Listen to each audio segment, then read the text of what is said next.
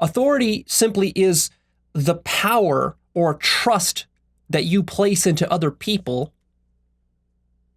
or things in society, and you rely on these things or people in whom you place this trust to be a source of truth or knowledge or reality for you. In fact, what you're doing, not knowing really what you're doing, is that you're placing, or rather you're using these people and things as anchors to ground your own sense of reality, without which you'd be completely lost.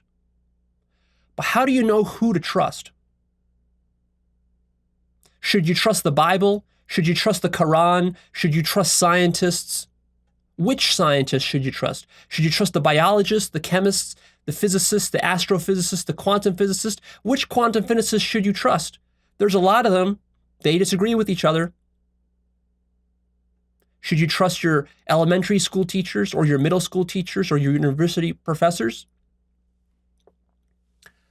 Which culture should you trust? Should you trust Western culture, Eastern culture, Indian culture, American culture, European culture, African culture?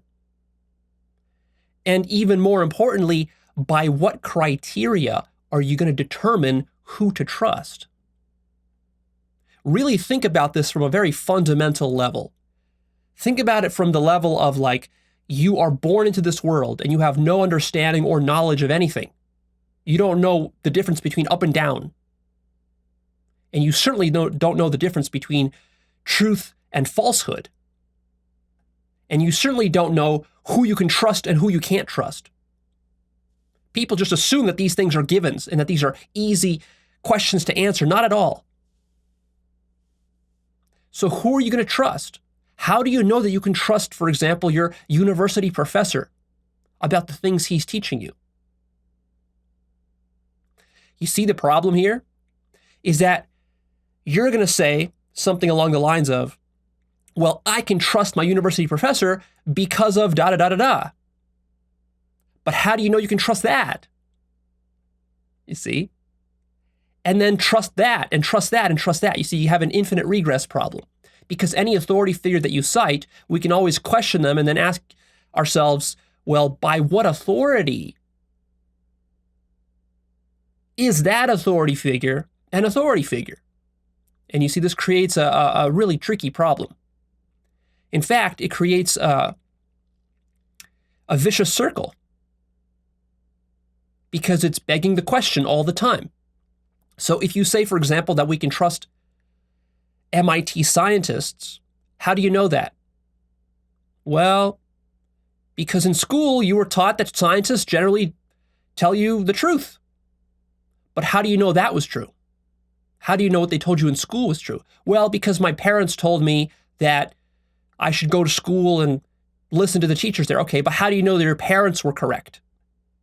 You see, eventually what the mind does is it just sort of surrenders and says, well, it's probably just right. I mean, why go into all this toxic skepticism? I mean, Leo, we just have to, at some point, we just have to accept that some stuff is just a given. And that's where you get yourself into a lot of trouble. Because what you're doing there is that you're giving authority to a thing or to a person or to an institution without being conscious that you're doing so. And I want to make you more conscious of this. Now, here's where it gets really radical. You know, I talk about non-duality a lot if you've been listening to my content. So you need to have some basic understanding of non-duality in order for this episode to make sense. So I'm assuming that you understand it. So here's something, though, that you don't understand about non-duality yet. There's a lot of radical implications to non-duality that people don't understand until they get really deep into non-duality. So here's one of them. If non-duality is true, like I say, and everything is one, that's what non-duality means. It means that you can't draw a boundary between anything because all boundaries are, in a sense, arbitrary and relative. Then what that means is that there is no difference between you and another person, another being, which means that ultimately, when you connect all the dots, there can be no authority but yourself. You are the only authority in existence. That's utterly profound and life-changing to understand. Because most people do not act as though they understand this, because they're not conscious of it. Because they actually believe that there are higher authority figures in the universe than them that they can listen to and look to for truth and guidance and advice. And what I'm telling you is actually, there ain't no such thing. There is only you. There is only you. Again, it's very easy to overlook the significance of what I'm saying here, so we're going to go into it in some detail to make sure that you get it. This is very radical stuff when you really get it. It's going to freak you out. This is going to utterly mindfuck you. All authority whatsoever is your authority.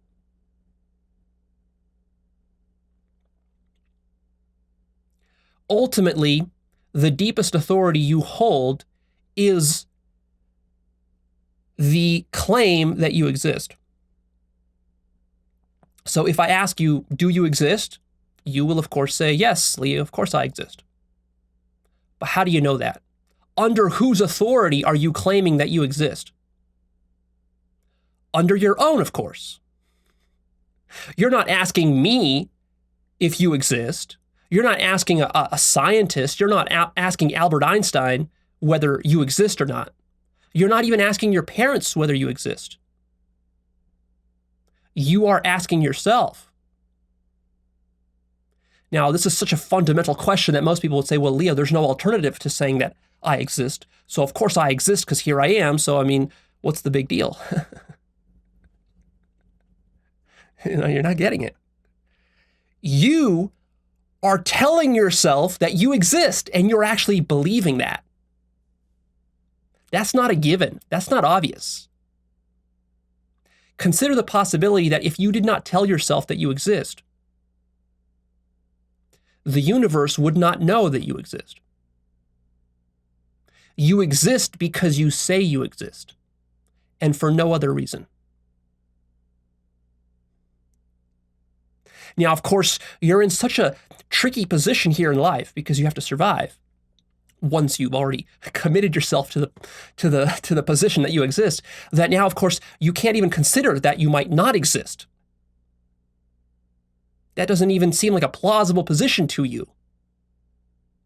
Well, this is where you have to really open your mind here. So what I'm telling you is that all authority ultimately comes from you, and that there can be no other authority because there actually is no other but you. So not only are you the arbiter of whether you exist or not, but also beyond that, you are the arbiter of all other truth in the universe. You control what is true. Because, and here's where it's very radical, stay with me, you are God. And you created yourself, and you created the entire universe, and you created all others. And you are the truth with a capital T. Now, you're not conscious of how you created yourself, the universe, and all others. That's a question for another day. We can't get into that here. But you, in fact, did create yourself and the universe and all others. You just don't know how you did it yet. Well, that's something we got to work on. But since you did that, since you are God, and since you are one, because God is one, there can't be two gods because God is infinite and you are infinite, there's no one you can turn to ask whether it's true that you are God. Because you're God.